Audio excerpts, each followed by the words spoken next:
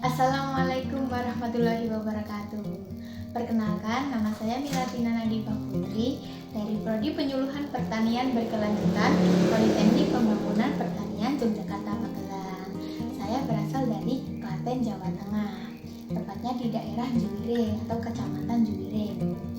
Berbicara dengan Klaten, mungkin teman-teman sedikit asing dengan daerah Klaten ya, atau kota Klaten. Nah, kota Klaten merupakan kota yang terletak di antara 3 wilayah atau 3 kabupaten. Di wilayah utara berbatasan dengan Kabupaten Boyolali.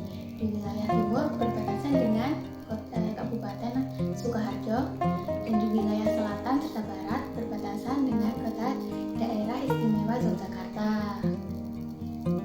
Kalian memiliki 3 keadaan wilayah, teman-teman. Yang pertama, wilayah lereng. Wilayah lereng ini berada di daerah lereng Merapi. Daerah ini memiliki tanah yang berpasir. Jika disangkutkan dengan pertanian, komoditas terbesar atau komoditas tanaman yang ada di daerah lereng itu sayuran. Mungkin ada sayur tomat, sayur sawi, cabai, dan lain sebagainya. Yang kedua, ada dataran rendah. Dominan dari kota Klaten ini merupakan dataran rendah. Dataran rendah ini memiliki tanah yang berlumpur atau tanah liat.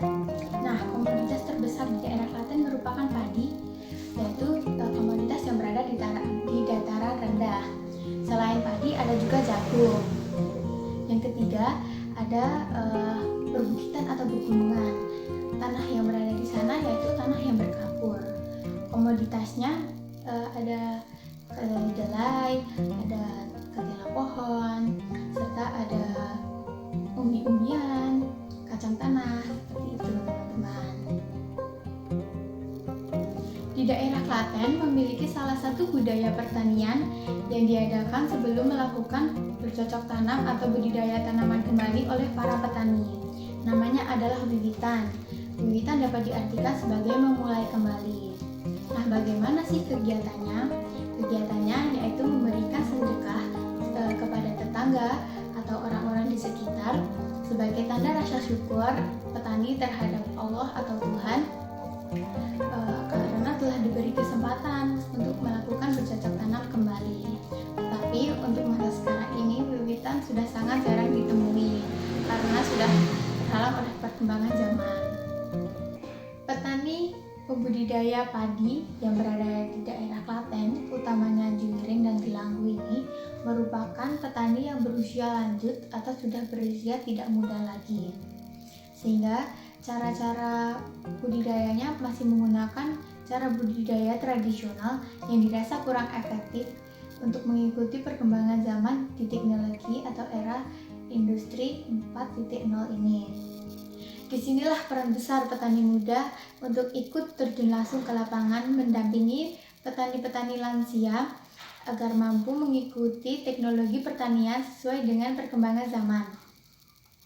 Kenapa sih para petani muda harus ikut terjun langsung ke lapangan mendampingi para petani yang sudah lanjut usia, dan kenapa juga petani lanjut usia harus mengikuti perkembangan teknologi pertanian sesuai dengan perkembangan zaman? Sektor pertanian, utamanya tanaman pangan ini merupakan sektor yang penting untuk keberlangsungan kehidupan manusia. Karena apa? Selagi ada manusia masih ada, manusia akan terus-menerus membutuhkan pangan untuk keberlangsungan hidupnya. Sehingga sektor pertanian ini sangat penting untuk kehidupan manusia di masa ke depan.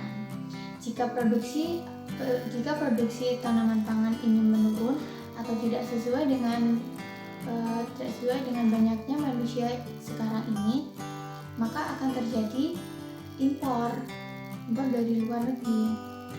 Apakah kita mau terus-menerus impor dari luar negeri?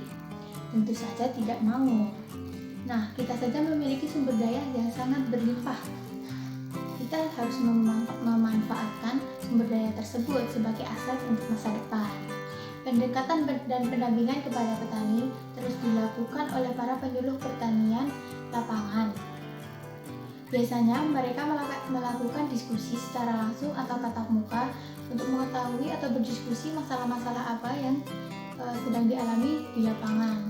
Atau mungkin para penyuluh pertanian tersebut menyampaikan sedikit materi yang sesuai dengan perkembangan teknologi agar para petani dapat mengikuti juga perkembangan teknologi saat ini di pertanian dan agar tidak tertinggal.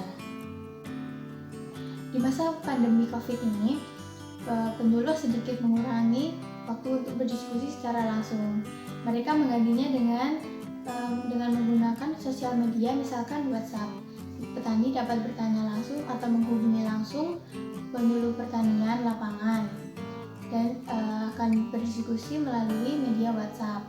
Atau terkadang penyuluh pertanian mengadakan video conference yang diadakan dengan petani. Tentunya untuk petani yang lanjut akan didampingi oleh para petani muda untuk melakukan video conference tersebut.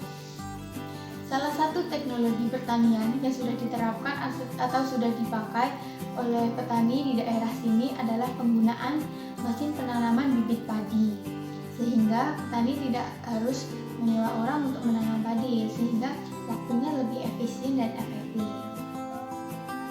Selanjutnya, dari hasil budidaya tanaman padi tersebut akan menghasilkan gabah yang akan diproduksi atau akan diproses lagi menjadi beras.